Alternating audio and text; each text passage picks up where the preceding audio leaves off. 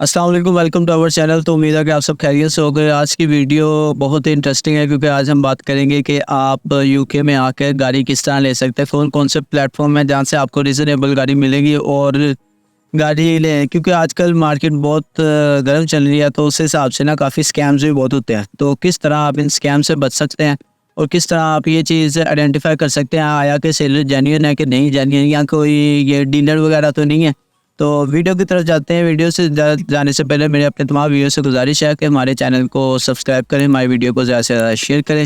अच्छा, पहली तो बात यह है कि यूके में जो गाड़ी की अहमियत मैं आपको बताता हूँ, वहाँ से बात शुरू होती है कि गाड़ी की अहमियत क्या है यूके में। हमें तकरीबन 2 माह हो चुके हैं यूके आए हुए, तो हमें तो अच्छा खासा अंदाज़ा हो चुका है कि गाड़ी की क्या अहमियत है। वैसे अल्हम्दुलिल्लाह मैंने भी गाड़ी ले ली है।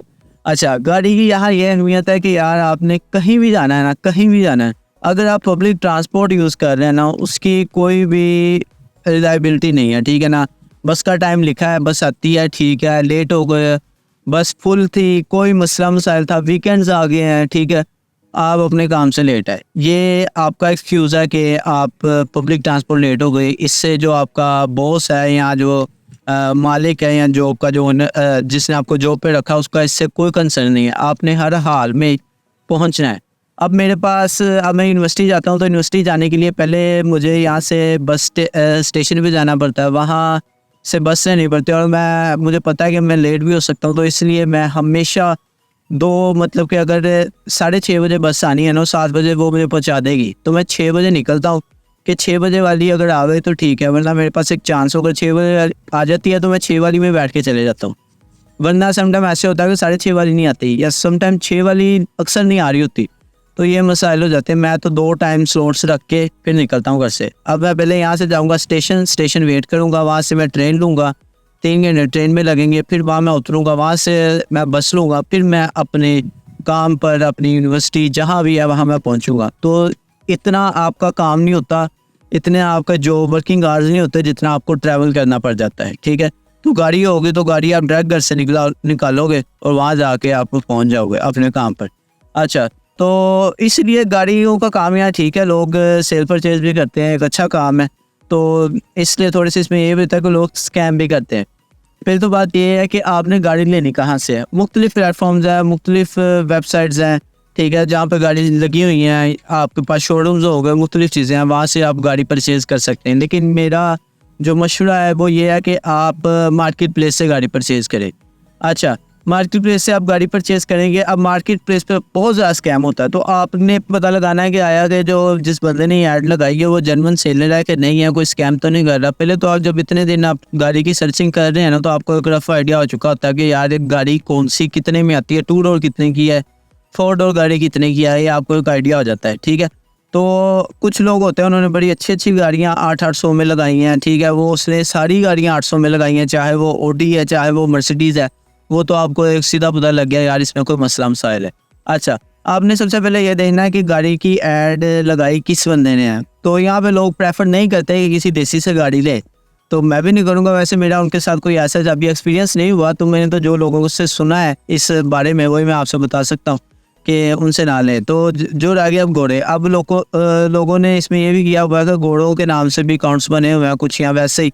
तो उसमें ये है कि सबसे पहले तो जिस बंदे ने ऐड लगाई है ना, आप पहले तो उसका प्राइस मैच देखेंगे, आया कि ये गाड़ी इतने की है अभी जितने की उसने लगाई है, कि इसकी निगोशिएशन के बाद ये रीज़नेबल बन रही है गाड़ी के नहीं। अगर वो बहुत गाड़ी अच्छी है और उसने बहुत सस्ती लगाई, इसका मतलब कोई स्कैम होना है आपके साथ, तो बेहतर है उससे खुद रब्ता ही ना करे। अगर गाड़ी मुनासिब लग रही है, अब आपको पता है यार ये गाड़ी जेन्युइन गाड़ी है, ये मतलब सेल कर रहा है बंदा, फिर आपने उसके बाद उस बंदे की प्रोफाइल में जाना है, देखेंगे वो देसी तो नहीं है। उसकी प्रोफाइल में आप चले गए, उसकी प्रोफाइल में जाने के बाद आपने देखना है कि आया उसकी क्या क्या पोस्टिंग है पास्ट में, मतलब कि वो क्या क्या सेल करता रहा है। अगर तो वो गाड़ियाँ ही सेल करता रहा है, मतलब कि यहाँ 4 से 5 गाड़ियाँ उसकी लगी हुई हैं रिसेंट डेज़ में, तो उसका मतलब यह है कि वो कोई डीलर है, वो गाड़ियाँ लेके बेचता है, तो उसने अपना कमीशन भी लिया होगा। अगर लेट्स सपोज वो गाड़ी अच्छी भी हो तो उसके अंदर उसका कमीशन ऐड हो जाएगा, बजाय इसके कि आप खुद से कोई गाड़ी सर्च आउट कर लें, तो एजेंट वाला जो मसला है वो ख़त्म हो जाएगा, आपके पैसे बच जाएंगे, ठीक है। अब आपने ये भी देख लिया कि उसकी प्रोफाइल किस तरह है। अच्छा, उसके बाद आपने देखना है कि आया कि उसने प्रोफाइल में पोस्टिंग क्या क्या की हुई है। पोस्टिंग आपने देख ली है क्या क्या की हुई है, अगर मुख्तलिफ है, जैसे घर की कुछ चीज़ें लगी हैं, कुछ ये लगा, इसका मतलब वो जेन्युइन सेलर है। फिर आपने उसके बाद उसको मैसेज करना है कि आया कि गाड़ी अवेलेबल है, पोस्ट कोड आपने देखना है। पोस्ट कोड डालने के बाद आपने उससे, कुछ लोग वहीं बार्गिन कर लेते हैं, कुछ नहीं करते। तो अगर वहीं बार्गिन करेंगे तो समटाइम ऐसे होता है, अगला कहता है कि यार ये पता नहीं फ्री बैठा है, जेन्युइन परचेजर नहीं है, तो उसको वो सीरियस नहीं लेते। बजाय इसके क्या बेहतर है कि वहाँ उसके पोस्ट कोड पर जाएँ, गाड़ी देखें, गाड़ी की कंडीशन देखें, क्या मामला आता है, गाड़ी के डॉक्यूमेंट देखें। अब गाड़ी के डॉक्यूमेंट में मेन क्या डॉक्यूमेंट है? गाड़ी का जो मेन डॉक्यूमेंट है वो उसकी लॉग बुक है, उसकी हिस्ट्री है। अच्छा, इसमें सबसे अहम रोल ये है कि कुछ गाड़ियाँ होती हैं जिसकी एमओटी या तो विद इन 1 मंथ एक्सपायर्ड होने वाली होती है, या किसी की एक्सपायर्ड होती है, आपने एमओटी खुद करवानी है।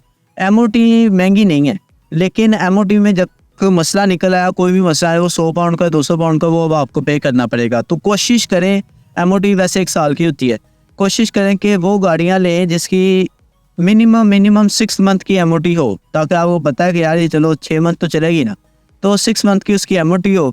साल की हो तो वेल एंड गुड है, 8-9 मंथ की हो वेल एंड गुड है, 6 मंथ की एमओटी हो। जिसकी एक्सपायर्ड है कोशिश करें ना लें। अगर गाड़ी बहुत ही पसंद आ गई है तो उसके साथ आप डील कर सकते हैं कि यार एमओटी करवा दो, ठीक है, एमओटी अगर ठीक हुई तो एमओटी के पैसे मैं दे दूंगा, कोई मसला नहीं, उसमें निकला तो पैसे मैं दे दूंगा और गाड़ी मैं परचेज़ करके ले जाऊँगा।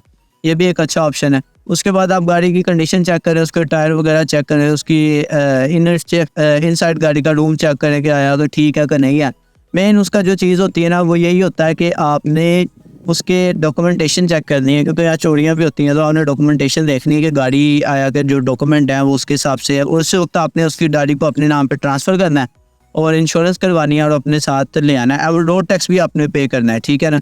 रोड टैक्स हर गाड़ी का होता है। तो गाड़ियाँ जो होती हैं ना, जो 1 लीटर है, 1.2 लीटर है, इन सब का रोड टैक्स 15 से 20 पाउंड के दरमियान आता है। 1.4 का भी इसी में आ जाता है। इतने में आपको ना रोड टैक्स 1 मंथ का पे हो जाता है, सालाना भी हो जाता है, वो भी आप कर सकते हैं कि 1 गो में आपने सारा रोड टैक्स पे कर दिया।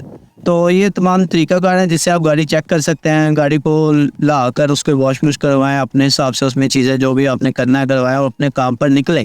गाड़ी के बहुत ज़्यादा बेनिफिट है, ठीक है ना। गाड़ी से आप सिक्योरिटी की जॉब कर सकते हैं, सिक्योरिटी की बहुत जॉब्स आती हैं। गाड़ी से आप डिलीवरी कर सकते हैं, गाड़ी से आप टेकवेज के साथ डिलीवरी कर सकते हैं, कंपनीज़ के साथ डिलीवरी कर सकते हैं। और अगर आपके पास यूके लाइसेंस है फिर तो और ज़्यादा अपॉर्चुनिटीज़ आपके पास आ जाती हैं और आपकी मतलब कि टाइम बहुत बच जाता है। लेट्स सपोज अगर आप 30 पाउंड पहले पे कर रहे हैं यूनिवर्सिटी जाने का, मैं अपनी मिसाल देता हूँ, अगर मैं 30 पाउंड में पहले यूनिवर्सिटी जा रहा हूँ तो मैंने गाड़ी ले लिया, लेकिन अगर मेरा 35 पाउंड भी गाड़ी पे आने जाने का लग गया है, कोई मसला नहीं है, लेकिन उससे मुझे ये बेनिफिट होगा कि मैंने अपना टाइम सेव कर लिया, मैंने अपने दिन को बचा लिया। समटाइम ऐसे होता है कि मुझे 1 घंटे की क्लास लेने के लिए 4 घंटे आने के और 4 घंटे जाने के लगते हैं, तो 8 घंटे मैंने ट्रैवल किया और वही मेरे पास गाड़ी होगी तो मैं 3 से 4 घंटों में अपने घर वापस आ जाऊँगा। उस 4 घंटों को मैं यूटिलाइज़ करके जो मेरे गाड़ी का खर्चा है ना वो मैं निकाल सकता हूँ, बहुत ज़्यादा काम हो सकता है। उम्मीद है कि आपको वीडियो पसंद आई होगी।